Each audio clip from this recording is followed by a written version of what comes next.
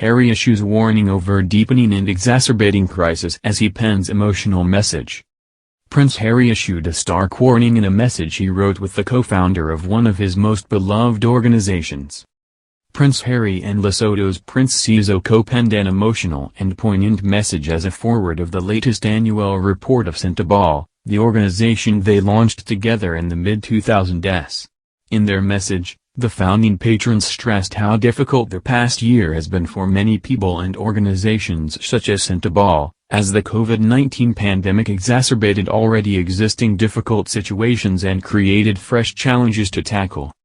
The Duke of Sussex and Prince Seeiso wrote in the latest annual report of their charity, "The reality is that existing inequalities have either deepened or been exacerbated during the past 2 years.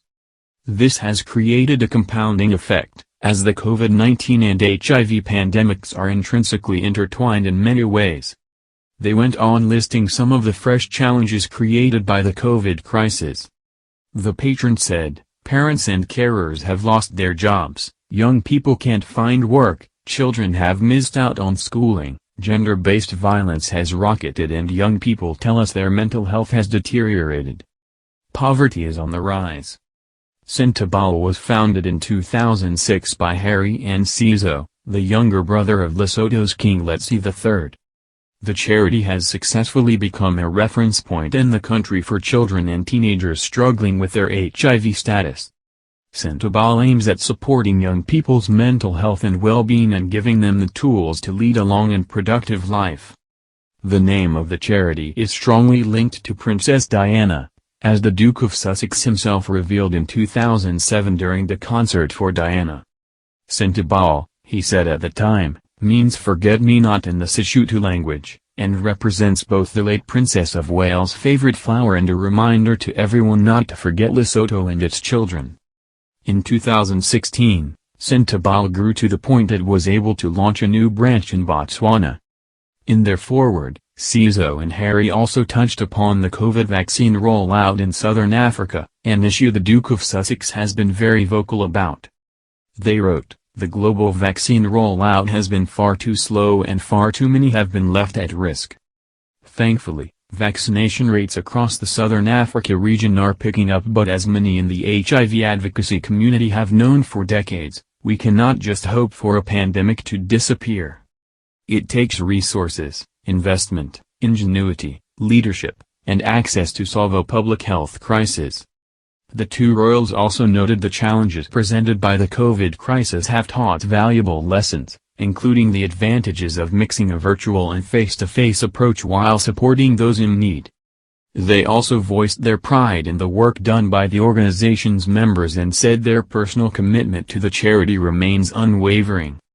Since the spring of 2021, Prince Harry and his wife Meghan Markle have become vocal advocates for the worldwide distributions of COVID vaccines, deemed the only way to put an end to the pandemic. In the run-up to the Global Citizens Vax Live concert in May last year, the Duke and Duchess became campaign chairs and led a coordinated drive across the private sector to raise critical funds for COVAX, a vaccine-sharing program co-led by the World Health Organization, WHO. On World AIDS Day, Harry compared the COVID vaccine inequity to the HIV struggle, saying vaccinating the whole world against coronavirus is a test of our moral character. He wrote in an open letter read out at a WHO and UN AIDS event, "Are we really comfortable repeating the failures of the past? Everything I've learned from the youth of Sentebale tells me not. They see how repeating these mistakes is destructive and self-defeating, it is a betrayal of the next generation." Most recently, Meghan and Harry co-signed an open letter coordinated by the People's Vaccine calling for the end to vaccine monopolies from Western countries. Among other signatories, there were world leaders, Nobel laureates and humanitarians.